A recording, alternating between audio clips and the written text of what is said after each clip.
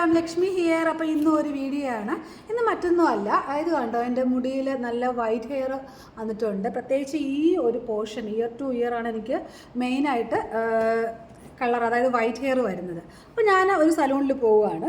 സലൂണിൽ പോയി കഴിഞ്ഞിട്ട് എന്താണ് ഞാനിത് എൻ്റെ കളർ എങ്ങനെ ചൂസ് ചെയ്യുന്നതാണ്.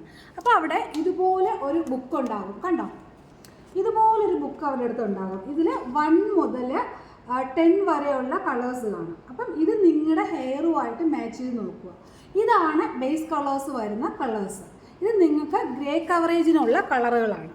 അപ്പം ഈ ഒരു ബുക്കിനകത്ത് നോക്കിയിട്ട് 1 to 10, 1 തൊട്ട് 10 വരെയുള്ള ഇതൊന്നും നമ്മുടെ കളേഴ്സ് അല്ല കേട്ടോ, ഇതൊക്കെ യൂറോപ്യൻ കളേഴ്സ്. ഞാൻ നേരത്തെ പറഞ്ഞിരുന്ന ഒരു വീഡിയോയിൽ ഇതുപോലൊരു കാറ്റലോഗ് അവരുടെ കാണും. അത് മേടിച്ചിട്ട് നമ്മുടെ ഹെയറുമായിട്ട് ആ കളറ് മാച്ച് ആകുന്നുണ്ടോ എന്ന് നോക്കിയിട്ട് വേണം ഹെയർ കളർ ചെയ്യാനായിട്ട്. കാരണം അല്ലെങ്കിൽ നമ്മൾ ചെയ്യുമ്പോൾ ചിലപ്പോൾ എന്തെന്ന് വെച്ചാൽ നമ്മുടെ ഹെയർ ഒരു ബ്രൗൺ കളറായിരിക്കും, പക്ഷേ അവർ നമുക്ക് അപ്ലൈ ചെയ്യുന്ന കളറ് ഭയങ്കര ഡാർക്ക് കളറായിരിക്കും.